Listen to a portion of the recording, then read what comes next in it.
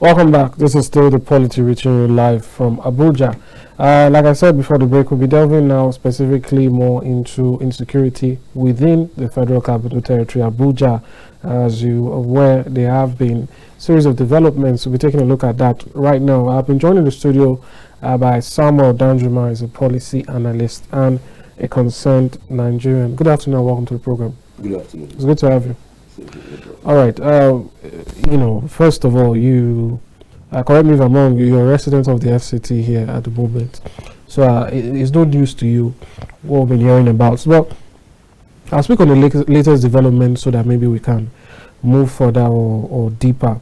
The minister of the FCT has said that the FCT will work in conjunction with neighboring states, possibly including Nasarawa, Niger, and others, to ensure that there's better security.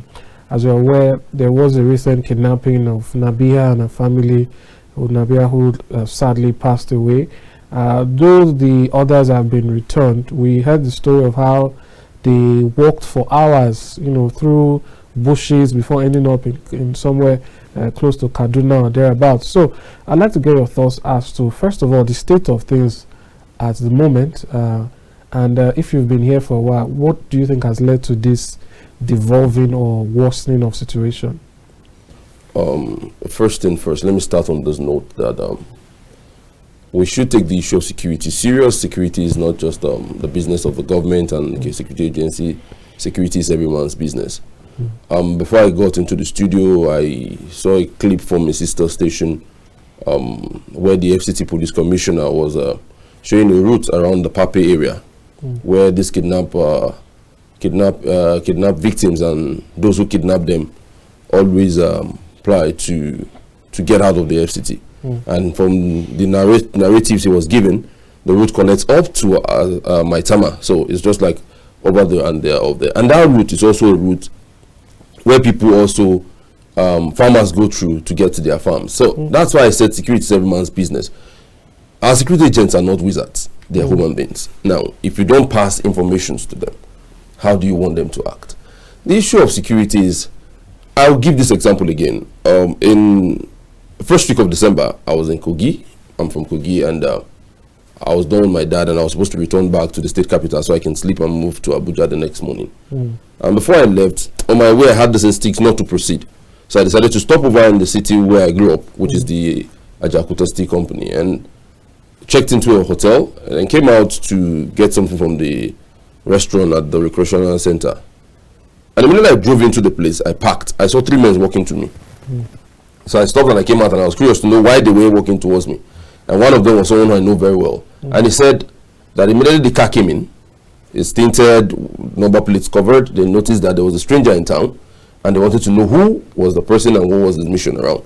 And only for them to find out it was someone that was very well known in the environment. Now, what am I trying to say indirectly? In Abuja, you have neighbors that come in early hours of the day, and late at night they go out. Nobody cares to know what they do. How landlords are not even trying to find out who their tenants are and what they do. Then another thing again is, there's no how there will be influx of people within an environment that the commerce of that place will not increase.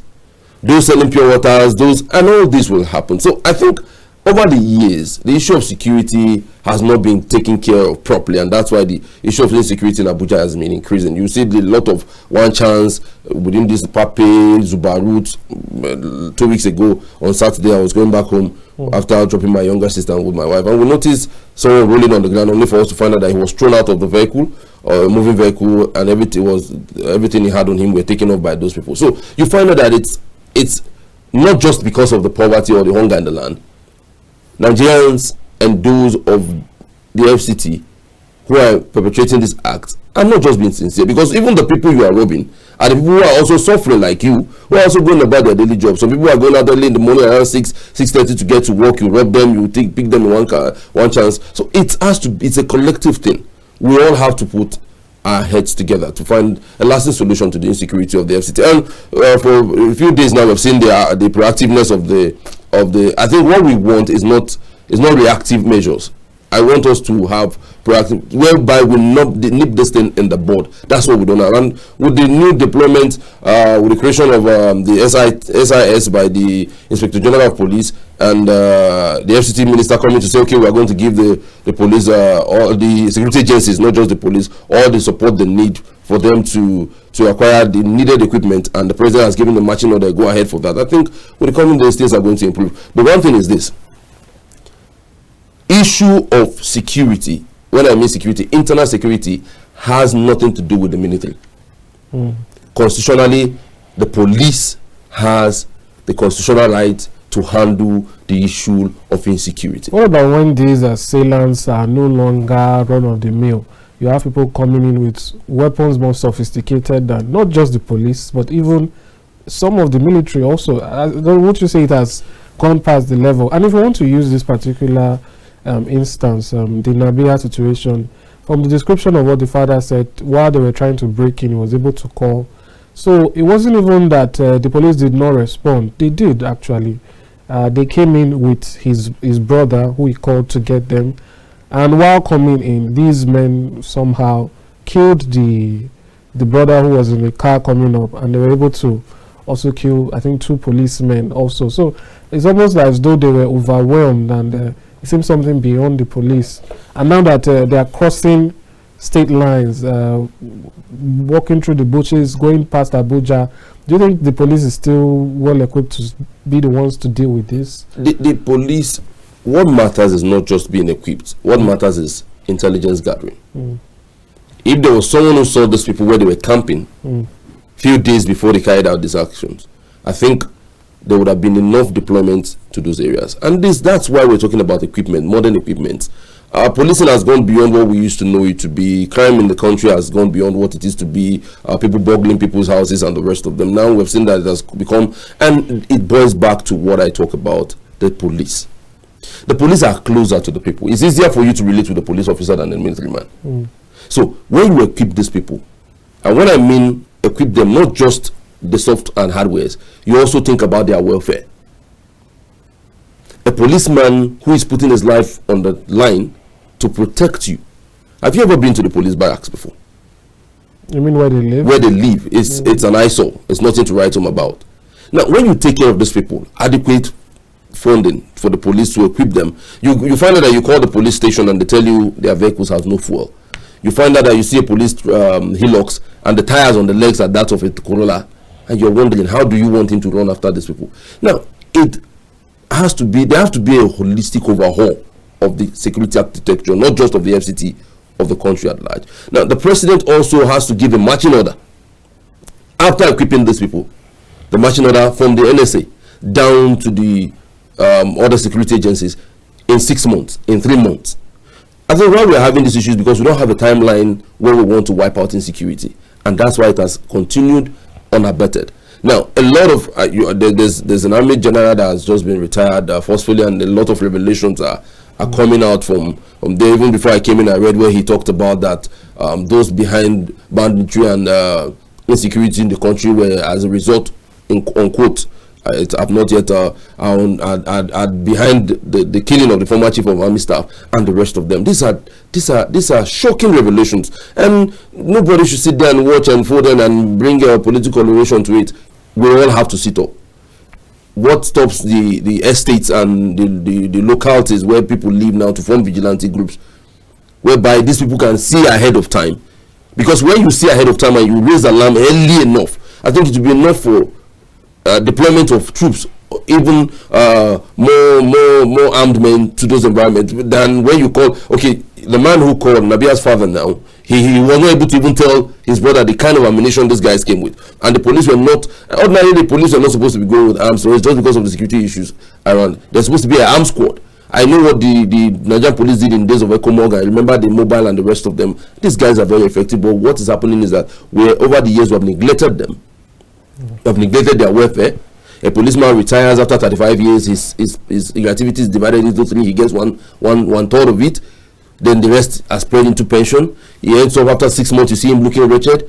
You're going to demoralize others. So we should take the welfare of the police serious, and we should stop this thing we do when there is a rescue. We say the army rescued. No, the joint task force which includes the police, the army, the civil defense, the navy, and all of them rescued. When you make one agency look more superior to others, you're going to have this issue of intelligence gathering and intelligence sharing. So there's a lot to be done, and I think what the FCT minister is doing, if we give him all the support he needs, we will get the needed result. Yeah, fair enough.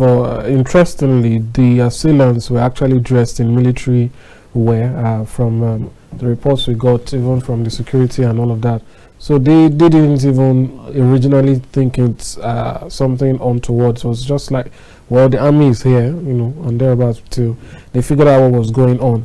But that being said, is there a level of responsibility here to be held or to be taken by the leaders? If we even want to take a look at the president himself, in the past we've seen tweets where the president said, or he questioned the capacity of the then President Jonathan, when issues of insecurity arose. Now we're having that here, particularly, let's be talking about FCT. People keep saying that this deterioration happened within the last 8 years.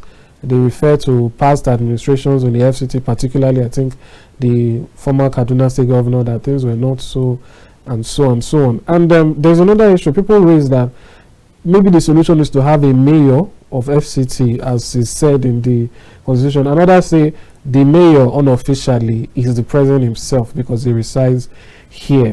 So I'd like to get your thoughts as to how else you think the minister, the president, those involved or in charge, so to speak, can buff the citizens up. Because you've spoken about what citizens can do, but what do you think these people should also be doing on their end to give the citizens that level of assurance that even if at the very least you can't be there to always protect, you will be there to recover, you'll be there to rescue, and so on and so forth? I remember talking about an holistic overhaul of the system. Now, the president has to give his marching order.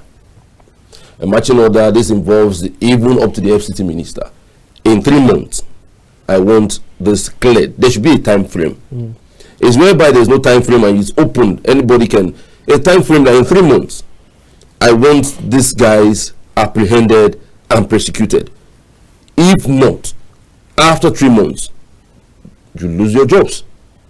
That will make these guys sit up and give the needed attention that is needed. But until then, whereby nobody is held accountable for anything, everything goes. If by the time this incident happened in the FCT minister was excused, the FCT commissioner of police was excused, the FCT the director of DSS of FCT was excused, that and other parliamentary agencies were excused, and somebody else brought in, it will give the other person, it will make him sit up and know that if I don't perform, there's a possibility that I will be removed immediately. But whereby when it happens, nobody's held accountable, everybody folds their hands and just sit and watch, and we keep on speaking grammar. But the other question is, are these guys actually equipped for this assignment? There's supposed to be a retraining and retraining. Before now, this was not what was happening when it comes to insecurity. There's a new dimension to insecurity in the country. Our people needs to be trained and retrained and retrained. Now, you talked about the assailants coming in military uniform. If I dress in a military uniform now, if you watch me very well, watch my psyche, I won't be too comfortable because I'm not a military personnel. Now, they didn't come in a military hillocks. They came on foot. That's not the way our military operates. So they are little, that's why I talk about we being security conscious. You should notice that from even the way they speak, this is not a military man. You can hardly see a military man with beards on a military camouflage, or a policeman with the bears I carry and wearing the police uniform. So when you see people like that, you know that these are not really military. So we should be security conscious. We should be able to know what's happening around our environment. Now, somebody told me, I've not been to the Asian country. Somebody told me that in China, when you build your house, it is compulsory you must put a camera, a CCTV camera in front of your house that covers where the perimeter of your fence stops. The next person does the same thing, and whereby when there's anything, somebody from that camera will be able to track things that happen. Now, have we asked what happened to all the cameras that they talked about in the FCT then in the time of Goodluck Jonathan? Nobody's asking questions. Everybody's just keeping quiet. So the president should give a marching order If this is not done in 3 months, the FCT minister is gone, the CP for the FCT is gone, the director of DSS of FCT is gone. By the time you begin to do this, these guys are going to sit up. And mark you, when you are going to do this, also give them what they need to work with. They won't work with their bare hands. I don't know if you saw the video that was going around social media about the military guys who went for the rescue. You saw them not even wearing helmets. So even their own safety was not even looked into. So there's a lot of things that need to be done. What I want us, the populace, to do is allow these people work. This is no time for politics. This is no time to start giving political colorations to it. I had one chairman from Ecuador local government saying it was the Rivers State governor that, and how do people think? How would the governor of Rivers State sponsor assailants to come and discredit the FCT minister? This is not time for politics. This time, the human lives are I read about Nabila being graduating as first class graduate, and I wept at the brick of this girl's shining. She was just cut off for nothing of her own fault. She was in her father's house, but because of insecurity and because of the government not doing what they need to do. So the government needs to do more, because why they went in there was to secure the lives and property of the citizens of Nigeria. That's why they are there. So they should sit up. The FCT minister should be given a marching order that it is time. This is not time for reverse politics. This is time to secure the lives of the people of the FCT. And I look forward to see a joint task force like it was done in between Niger Republic and Nigeria when it came to the issue of insecurity around the Chad Basin, whereby the FCT, Nasarawa, Kogi, Niger, and Kaduna state governors will come together and form a task force, a team that will be able to come round the boundaries between these neighboring states and be able to, because most of these guys, all those that have been kidnapped from the FCT, most of them you always go recover them in Kaduna, and because we share boundary with Kaduna, and it's very close for them to escape from this route that I said was discovered today. So there should be a joint task force. The SIS should be created in all these neighboring states that surrounds the FCT. FCT is supposed to be the safest place in the country. Why? Because this is the seat of power where the president and all the chief of security agencies are residing. So they should do more. Right. We expect them to do more, and we know they will do more. All right. That being said, I want to get your thoughts on something citizens have been doing as sort of a last resort, which is crowdfunding. I want to get your thoughts on that and what you think it does for this the dimension of insecurity we are getting now, where in the past where you could simply, well, let me not say simply, but when you have to raise ransom, you see people selling off properties, going very broke just to save their loved ones. But now it's being put to the public. Look, someone has been kidnapped, bring some money to help us. Is this in any way encouraging or strengthening them, even though we understand that these families almost have no options? As a father and as a husband and as a Nigerian, I will answer this from two angles. It's bad enough to have your child, your wife under captivity, no doubt about that. But I feel the issue of fundraising, that's calling for the public to raise funds, is not too good, because it's as well as encouraging these guys to do more. Because they believe that when they pick anybody, the crowd, the public is going to raise funds for these people. I think they should ordinarily, I would say, paying a ransom should not be an option. What we should be doing is for our security agencies to do more. And we also should speak out when we see things we don't understand. Say something when you see something. Because what we do again is, I saw people saying there's a different story between the Nabila family and the police. The Nabila family said they paid ransoms. The police said no, they did not. And Nigerians are beginning to toil the family. You don't need all this. You're indirectly you are giving credit to this to what these guys are. What they really do is for them to cause fear among people. That's what they are really after. And when you continue doing these things, you're going to encourage them to do more. It's painful that you have your family member in captivity, but I think going into the public, we need to raise this amount, we needed more of this, calling for sympathy and the rest of them. I don't think it's the best way to go, because you're going to encourage these people to do more. What you should be doing is to collaborate with the security agencies and be able to track. See, I remember there was a time in Anambra State and in Abia State whereby if you kidnap anybody and there's any marks a few meters away from that point, they will track you and track you down. So I want our security agencies to find out from those governors who were there then and those who worked in those, how were they able to do it, and be able to use that. And I think the issue of insecurity will be numbed in the board before it even happens. Thank you so much, Mr. Danjuma, for coming on the program. Thank you. All right, that's how